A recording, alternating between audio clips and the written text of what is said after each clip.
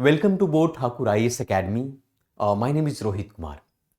आज 20 फरवरी 2022 है और आज की सबसे प्रमुख जो न्यूज है जो आपके असम पब्लिक सर्विस कमीशन के लिए जो बहुत ही महत्वपूर्ण है उस पर आज हम चर्चा करेंगे। सबसे पहले हम आर्टिकल पर बात करेंगे। आर्टिकल जो है आपका स्पेशल मैरिज एक्ट से संबंधित है। तो चलिए शुरू करते हैं, क्योंकि हमारा असम पब्लिक सर्विस कमीशन के लिए स्पेशली 4 सबसे प्रमुख जो है जिससे आपकी इंडियन पॉलिटी, हिस्ट्री और इन सभी से आपके प्रश्न बनने वाले हैं। तो सबसे पहले देखते हैं कि इसमें special marriage act GS third polity and governance से आपके प्रश्न बनेंगे। आज की चर्चा होगी स्पेशल मैरिज एक्ट के बारे में। हम जानेंगे स्पेशल मैरिज एक्ट क्या है, पर्सनल्स लॉ के बारे में भी हम जानेंगे, साथ साथ में ये भी समझेंगे कि हमारे संविधान में इसका प्रोसीजर क्या है और स्पेशल मैरिज एक्ट 1954 के तहत विवाह कैसे संपन्न किए जाते हैं। इन सभी चीजों की चर्चा करेंगे। हमारे एग्जाम के पॉइंट ऑफ व्यू से जीएस थर्ड में ये प्रश्न बनता है पॉलिटी एंड गवर्नेंस में। दूसरा मोस्ट इंपॉर्टेंट है, जैसा कि हम सभी जानते हैं कि इन्वायरमेंट और इकोलॉजी से अक्सर असम पब्लिक सर्विस कमीशन प्रश्न पूछती है। तो उसको मद्देनजर रखते हुए एक मोस्ट इंपॉर्टेंट है कि देवरीगढ़ टाइगर रिजर्व के बारे में। देवरीगढ़ टाइगर रिजर्व जो है एक नया टाइगर रिजर्व बना है उड़ीसा के अंदर में, इसके बारे में भी हम डिटेल से जानेंगे। ये आपका जीएस थर्ड से ये प्रश्न बन जाता है। पहला special marriage act GS second का ये प्रश्न है आपका पॉलिटी एंड गवर्नेंस का। तीसरा जो है आपका छत्रपति शिवाजी महाराज, हाल फिलहाल 19 फरवरी का उनका जन्म दिवस था, उनके बारे में जानेंगे कि अक्सर हिस्ट्री से इस प्रकार के प्रश्न पूछे जाते हैं। शिवाजी के बारे में आपका प्रश्न पूछ सकता है।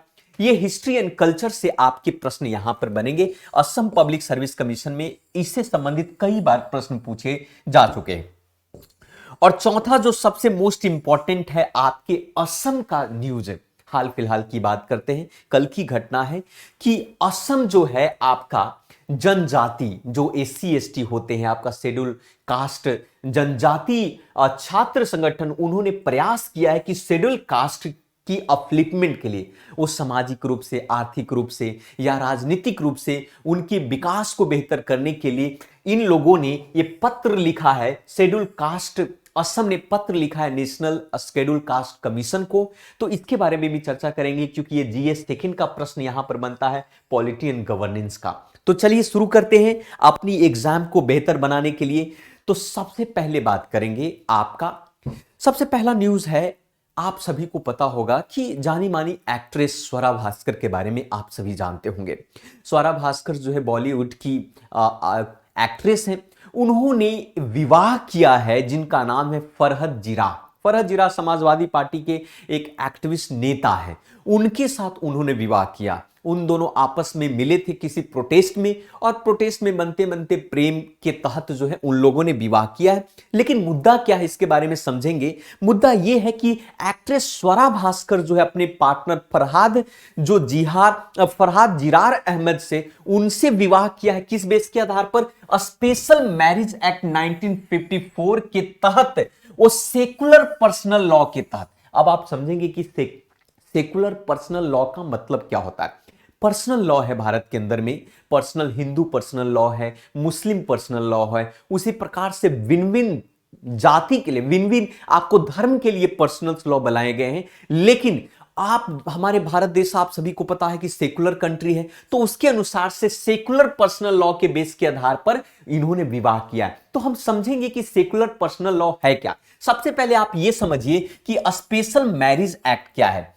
दरअसल स्पेशल मैरिज एक्ट की अगर हम बात करें तो 9 अक्टूबर 1954 के तहत पार्लियामेंट के द्वारा जो है भारत के अंदर में ये पास किया गया स्पेशल मैरिज एक्ट 1954, जिसके तहत आप सिविल मैरिजेज, राज्य state sanction the marriage rather to religion से, धर्म से ऊपर उठकर सिविल मैरिज के तहत जो इनका विवाह, मतलब किसी भी जाति का, किसी भी धर्म का, किसी भी भाषा का, किसी भी समुदाय के लोग जो है ये सिविल, अर्थात आप कह सकते हैं कि ये सिविल मैरिज के तहत स्पेशल मैरिज के तहत, सिविल मैरिज के तहत या सेकुलर मैरिज के तहत विवाह कर सकते हैं, वो भी विदाउट अपनी रिलीजन्स को, आइडेंटिटी को डिस्क्लोज किए हुए। तो यहां पर स्वरा भास्कर, आपके फरहाद, ये दोनों डिफरेंट में, स्वरा भास्कर हिंदू समुदाय से आती हैं, आपका फरहाद मुस्लिम समुदाय से आती है, लेकिन इन दोनों ने आपस में विवाह किया,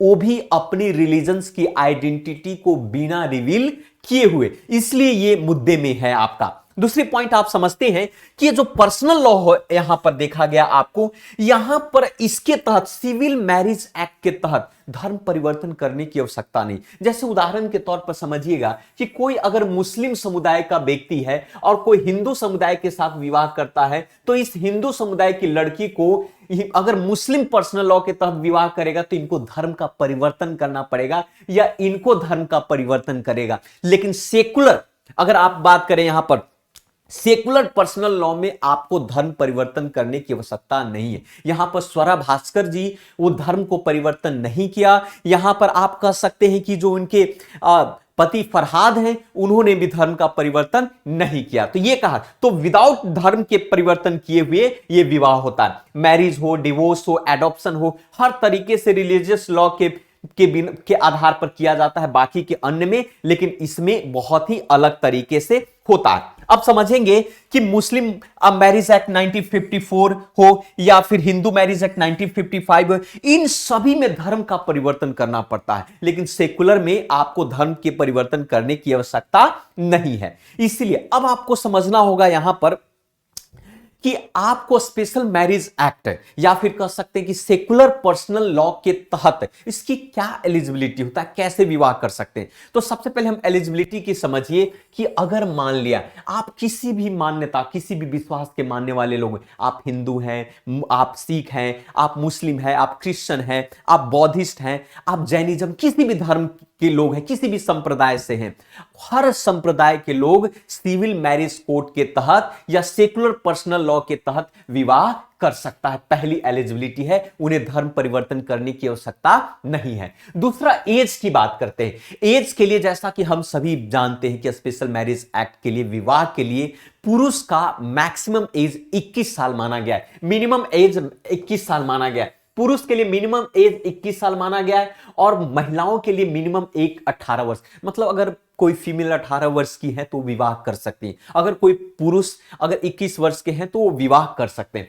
तीसरी, अगर इसकी इफेक्ट ऑफ राइट्स की बात करें तो इसमें आपका कोई भी व्यक्ति हो सकता है, अनडिवाइडेड फैमिली हो सकता है, हिंदू है, बुद्धिस्ट है, सिख है, जैन है, रिलीजन है, कोई भी किसी भी फैमिली और समुदाय से है, उसको अधिकार है कि अगर इस स्पेशल मैरिज एक्ट या पर्सनल सेकुलर एक्ट के तहत विवाह करता है तो विवाह के बाद जो है राइट टू इनहेरिटेंस वाली जो है, आने वाला जो वंश होगा, आने वाला जो बच्चे होंगे या जो भी, उनके संपत्ति पर उनका अधिकार होगा। जैसे स्वरा भास्कर, उन्होंने विवाह किया, अब स्वरा भास्कर के जो पति हैं उन पर, उनकी संपत्ति पर उनका भी अधिकार हो जाएगा। ये एलिजिबिलिटी है। अब हम बात करते हैं कि सिविल मैरिज का प्रोसीजर क्या है। अगर सिविल मैरिज के प्रोसीजर की बात करें तो अगर आप चाहते हैं, विवाह करना चाहते हैं, तो विवाह से बिफोर आपको 30 दिन पहले जो है आप अपने डिस्ट्रिक्ट, अपने जिला में वहां के जो मैरिज ऑफिसर्स होते हैं उनको नोटिस देना होता है और कहना होता है कि हम लोग सिविल कोर्ट करने जा रहे हैं, अर्थात सेकुलर पर्सनल लॉ के तहत हम विवाह करना चाहते हैं, हमारा धर्म रिवील करने की आवश्यकता नहीं है। अब क्या होता है कि ऑफिसर्स आपको कहेगा कि आप 3 गवाह के साथ, 3 एविडेंस के साथ, पर्टिकुलर टाइम दिया जाता है, समय दिया जाता है, तारीख दी जाती है और उस समय उसको बुलाया जाता है और उसके आधार पर 3 गवाह के साथ इस शादी को संपन्न करवाया जाता है और बाद में जो है उनको उन पार्टियों के माध्यम से सर्टिफिकेट ऑफ मैरिज उनको प्रदान किया जाता है as a proof of marriage के लिए, विवाह के साक्ष्य के लिए उनको सर्टिफिकेट दिया जाता है। लेकिन अब यहां पर ऑब्जेक्शंस वाली बात आती कि मान लिया कि 30 दिन के अंदर, मान लिया कि कुछ दिनों के बाद साथ में रहा और ऐसा महसूस हुआ कि हमें ये शादी जो है तब तक परमानेंट नहीं होगा जब 30 दिनों तक कोई ऑब्जेक्शंस नहीं आता हो। मतलब हो सकता है कि 30 दिनों के बाद ऑब्जेक्शन आ गया कि हम एक आपस में नहीं, हमारी कंपैटिबिलिटी बेहतर नहीं हो पा रही है, तो इट विल बेटर कि हम लोग अलग होना चाहते हैं। तो ऐसी स्थिति में वो शादी जो है पहले ही वो क्या होते हैं, टूट जाते हैं। तो ऑब्जेक्शंस ऑफ मैरिज के मामले में कहा गया है कि जैसे 30 दिन की एक्सपायरी समाप्त होती है और 30 दिनों के अंदर में अगर कोई ऐसा ऑब्जेक्शन नहीं हुआ तो शादी को संपन्न माना जाएगा। मतलब शादी तब तक संपन्न नहीं माना जाता है जब तक कि 30 दिनों के अंदर में कोई ऑब्जेक्शन ना गए। अगर 30 दिनों के अंदर में कोई ऑब्जेक्शन नहीं हुआ तो शादी संपन्न माना जाएगा आपका। लेकिन 30 दिनों के पहले किसी ने ऑब्जेक्शन दे दिया तो ऑफिसर उसकी जांच करेगी और जांच करने के बाद फाइनल आपको उस डिसीजन पर जाएगी। तो ये ऑब्जेक्शंस वाली बातों पर भी ध्यान देने वाली बात हो सकती है कि कभी कभी होता है कि गलती से लोगों ने कहा कि हम लोग विवाह करते हैं, लेकिन कुछ ही 10 दिनों के बाद लगता है कि हमने जो स्टेप लिया है वो गलत है। ऐसी स्थिति में सिविल कोर्ट में जाकर 30 दिनों के अंदर याचिका दायर किया जाता, ऑब्जेक्शन किया जाता है कि हमारे शादी जो है संपन्न नहीं होनी चाहिए क्योंकि हम कंफर्टेबल, हम लोग जो है सक्षम नहीं है। तो ऐसी स्थिति में वो शादी टूट जाती है। तो अब इसमें क्या हुआ कि जब शादी होता है तो साथ साथ में 30 दिनों के बाद पब्लिश किया जाता है कि भाई ये पति पत्नी हो गए, और वो पब्लिश किया जाता है। लेकिन सुप्रीम कोर्ट ने, इलाहाबाद कोर्ट ने 2021 जनवरी में ये कहा था, हाई कोर्ट ने, कि अगर कोई कपल जो है अगर चाहे तो स्पेशल मैरिज एक्ट 1954 के तहत मैरिज को पब्लिक नहीं भी कर सकते हैं। मतलब वो पूरी दुनिया को बताने की आवश्यकता नहीं है, पब्लिश करने की जरूरत नहीं, ये ऑप्शन उसके साथ होता है। तो इस तरीके से ये जो मैरिज है एक्ट 1954 है, इससे आपके एग्जाम में सवाल बन सकता है, इससे क्वेश्चन बन सकता है। एक देखिए यूपीएससी ने इस तरीके के भी प्रश्न पूछ दिए, आप देख सकते हैं। A statement is about to special marriage act 1954। Special marriage act 1954 के बारे में बताता है, it extend intending to spouse which is both Indian nation living in the abroad. ये सभी पर लागू होता है, चाहे भारतीय हो या विदेशी हो। कहता है it does not provide to divorce. अब ऐसा तो नहीं है कि भाई स्पेशल मैरिज एक्ट से विवाह किया तो डाइवोर्स होगा नहीं, ऑफ कोर्स होगा भाई, क्यों नहीं होगा। ऐसा नहीं है कि पूरा जीवन का वो हो सकता, अगर मान लिया बेहतर तरीके से वैवाहिक जीवन अगर नहीं चल रहा है तो ऐसी स्थिति में डाइवोर्स की व्यवस्था है। तो राइट आंसर आपका ए होगा, ए इज द राइट आंसर। तो ऐसे प्रश्न आपके असम पब्लिक सर्विस कमीशन में पूछे जा सकते हैं। अब बात करते हैं मोस्ट इंपॉर्टेंट, जो आपके असम पब्लिक सर्विस कमीशन में ऐसे प्रश्न अक्सर आपके पूछे जाएंगे। ये कहानी है आपका देब्रीगढ़ टाइगर रिजर्व के बारे में। देब्रीगढ़ टाइगर रिजर्व की बात करें तो ये उड़ीसा के अंदर में है। उड़ीसा सरकार ने नेशनल टाइगर कंजर्वेशन अथॉरिटी को एक लेटर लिखा था। लेटर कहने का मतलब जो है कि उन्होंने प्रपोजल दिया था कि हमारे यहां का जो देब्रीगढ़, आपका हमारे यहां का जो डेबरी है, ये देब्रीगढ़ टाइगर जो रिजर्व है, पहले ये वाइल्ड लाइफ सेंचुरी हुआ करता था। तो प्रपोजल दिया कि आप इसको जो है ना टाइगर रिजर्व में कन्वर्ट कर दो, और वो प्रपोजल को एक्सेप्ट कर लिया गया, अप्रूव्ड कर लिया गया। उड़ीसा प्रपोजल को, उड़ीसा सरकार के जो प्रपोजल थे उसको जो है आपके नेशनल टाइगर कंजर्वेशन अथॉरिटी ने इसको एक्सेप्ट कर लिया है। अब दरअसल इसके बारे में समझते हैं कि ये देब्रीगढ़ टाइगर रिजर्व है क्या और कहां पर लोकेटेड है, और इस किस तरीके का प्रश्न आपके असम पब्लिक सर्विस कमीशन में पूछा जा सकता है। दरअसल हीराकुंड डैम का नाम सुना होगा। हीराकुंड डैम जो है महानदी रिवर पर है, नदी पर है। ये देब्रीगढ़ वाइल्ड लाइफ सेंचुरी यहां पर हुआ करता था, उड़ीसा के वेस्टर्न उड़ीसा में ये हुआ करता था, और टूरिस्ट का एक बहुत बड़ा केंद्र हुआ करता था। ये वाइल्ड लाइफ सेंचुरी हुआ करता था, है ना। आपको पता होगा कि पहले से जो है उड़ीसा के अंदर में दो प्रमुख टाइगर रिजर्व हैं। एक सिमलीपाल का नाम सुना होगा, सिमलीपाल, और दूसरा सतकोशिया के नाम।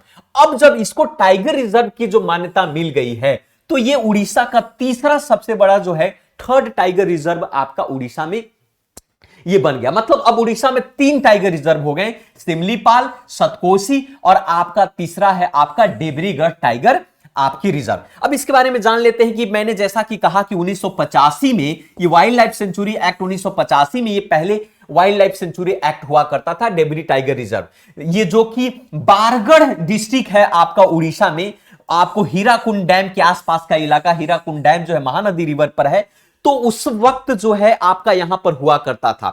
लेकिन आप यहां पर देखेंगे कि इसको उन्होंने उड़ीसा सरकार ने नेशनल टाइगर रिजर्व अथॉरिटी को प्रपोजल दिया कि आप इसको देब्रीगढ़ टाइगर रिजर्व में आप कन्वर्ट कर दें, और उनके प्रपोजल को मानते हुए उन लोगों ने इसे सेंचुरी को टाइगर रिजर्व में कन्वर्ट कर दिया।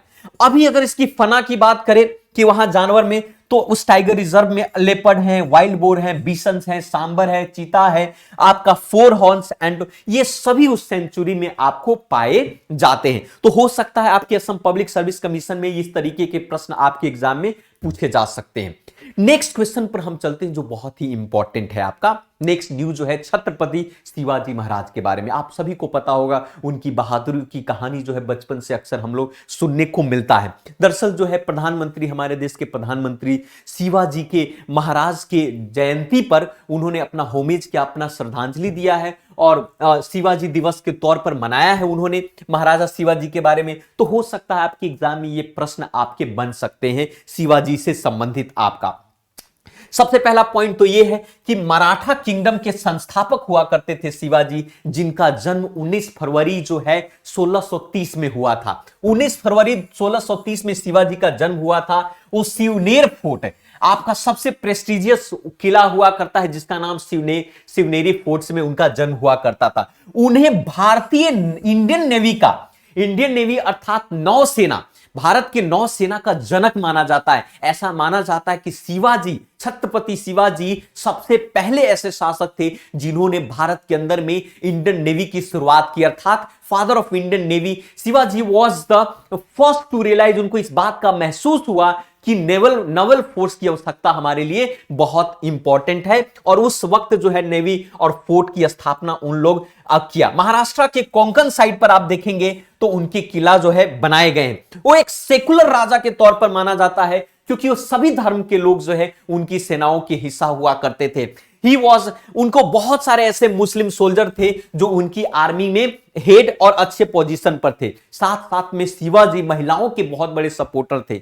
महिलाओं के अधिकार को छीनने वाले उन सभी लोगों पर कड़ी से कड़ी, आप कह सकते हैं कि कड़ी से कड़ी जो है पनिशमेंट दिया करते थे। साथ साथ में अगर हम बात करें शिवाजी के बारे में तो शिवाजी की काउंसिल्स ऑफ मिनिस्टर बहुत ही फेमस है, जो इतिहास के पन्ने में पढ़ने को मिलता है, जिसे अष्टप्रधान के नाम से जाना जाता है। यूपीएससी में कई बार प्रश्न पूछे गए, असम पब्लिक सर्विस कमीशन में भी आपको इस तरीके के प्रश्न पूछे जाते हैं कि अष्टप्रधान किसके लिए। अष्टप्रधान उनकी एक मंत्री हुआ करते थे, काउंसिल्स ऑफ मिनिस्टर हुआ करते बहुत सारे, जो अक्सर जो है उनको सलाह दिया करते थे। शिवाजी को माउंटेन रैट भी कहा जाता था, क्योंकि भाई माउंटेन रैट मतलब कह सकते हैं पहाड़ों का चूहा, क्योंकि वो जो है उनकी गुरिल्ला वॉरफेयर टैक्टिक्स में वो लोग माहिर थे। तो गुरिल्ला वॉरफेयर टैक्टिक्स में वो माहिर थे, इसलिए उनको माउंटेन रैट भी कहा जाता था। और वो ज्योग्राफी या उस क्षेत्र से बहुत ही परिचित थे, हर क्षेत्र उनको पता हुआ करता था, इसलिए युद्ध करने में उनके लिए बहुत ही आसान हो सकता है। प्रश्न है आपका पूछ सकता है, who was the founder of Maratha dynasty, तो आप इसका सही जवाब होगा शिवाजी थे, जो थे मराठा फाउंडर के, आप कह सकते हैं कि फाउंडर। अभी हम लोगों ने उसमें देखा, तो who was the founder of Maratha dynasty, तो Shivaji was the founder of Maratha dynasty. अब लास्ट सबसे मोस्ट इंपॉर्टेंट जो आपके असम से स्पेशली है, ये आपके तौर पर आज ही का ये खबर है, इसके बारे में पढ़ेंगे कि असम में खास करके असम अनुसूचित जाति छात्र संघ ने एक लेटर लिखा है। किसे लेटर लिखा है? National commission for schedule caste के बारे में, असम सरकार के बारे में लेटर लिखा है कि असम के अंदर में जो शेड्यूल कास्ट है उनकी स्थिति सही नहीं है, सरकार उसके लिए कुछ बेहतर काम नहीं कर रही है, इसीलिए उसने डिमांड किया है असम, खास करके शेड्यूल नेशनल, या आप समझ सकते हैं vice chairman of the national commission for schedule caste को, कि आप जो है आप उनकी डिमांड को फुलफिल करें। तो किनके द्वारा प्रश्न पूछ सकता है? असम अनुसूचित जाति छात्र संघ के द्वारा जो है ये किया गया है। अब क्या इनका डिमांड है इसके बारे में समझ लेते हैं। दरअसल इनका डिमांड जो है, आपको बता दें कि इनके जनरल सेक्रेटरी हैं जिनका नाम है नित्यानंद दास। नित्यानंद दास ने इस बात को हाईलाइट किया है कि असम में जो शेड्यूल कास्ट है, जो जनजाति है, उनकी स्थिति ठीक नहीं, उनके लिए कुछ बेहतर नहीं हो रहा है। उन्होंने कहा कि पिछले सिविल सर्वेंट के प्रमोशंस को कैंसिल कर दिया गया रिजर्वेशन बेस के आधार पर। असम स्टेट गवर्नमेंट जो है के द्वारा जो है, जो खास करके सिविल सर्वेंट में जो रिजर्वेशन था उसके प्रमोशन को कैंसिल कर दिया गया है। साथ साथ में यह भी कहा गया कि जो आपकी जो एसटी लोग हैं उनके लिए पिछले 3 साल से सरकार ने ऐसा कोई फंड का अलोकेशंस नहीं किया है, तो इसको लेकर भी मुद्दा है। साथ साथ में यह भी कहा कि जंगल में रहने वाले असम के बहुत सारे ऐसे शेड्यूल कास्ट के इंडिजिनियस लोग हैं, उनके अधिकार भी उनसे छीने जा रहे हैं। साथ में यह भी कहा गया है कि जो एससी वेलफेयर है असम के अंदर में, उनके डायरेक्शन में, उनके अंदर में, तो उनको कहा गया कि इन सभी जो एससी से संबंधित जो कानून है, एससी से संबंधित जो आपके कह सकते हैं कि स्कीम है उसको लागू करवाया जाए। और साथ में यह भी डिमांड है कि जल्दी से जल्दी एससी एसटी एट्रोसिटी एक्ट जो 1989 है उसको भी असम राज्य के अंदर में उसको लागू करवाने की बात कही जा रही है। साथ में यह भी डिमांड है उनका कि असम के अंदर में एससी के नाम पर बहुत सारे ऐसे फेक सर्टिफिकेट बनाए गए हैं जो बाकी के लोगों के अधिकारों को छीना जा रहा है, उसको बेहतर तरीके से इंक्वायरी किया जाए director of the schedule caste और वेलफेयर के द्वारा सेंट्रल और स्टेट स्कीम के बेस के आधार पर कि उन लोगों को फायदा मिल रहा है जो वास्तविक रूप से एससी नहीं है, फर्जी एससी के सर्टिफिकेट बनाकर इसके फायदे उठा रहे हैं। तो ये आपके हो सकता है इस तरीके से आपके एग्जाम में प्रश्न पूछ सकता है, who appoint the chairman of the national commission of schedule caste. तो प्रेसिडेंट जो है chairman of national commission of schedule caste की जो अपॉइंटमेंट करते हैं प्रेसिडेंट के द्वारा, राष्ट्रपति के द्वारा। तो इस तरीके से आपके प्रश्न आपके एग्जाम में पूछ सकता है असम पब्लिक सर्विस कमीशन में। अगर आप असम पब्लिक सर्विस कमीशन की तैयारी कर रहे हैं तो आप इस चैनल को सब्सक्राइब करें, और बाकी अन्य भी यूपीएससी की तैयारी कर रहे हैं तो इस चैनल को सब्सक्राइब करें, क्योंकि इस पर आपको आपके एग्जाम से संबंधित बहुत सारे न्यूज मिलने वाला है, आपकी तैयारी बेहतर हो सकती है। तो आज के लिए इतना ही। सो मिलते हैं फिर से दूसरे वीडियो में। So thank you very much, मिलते हैं फिर से दूसरे वीडियो में।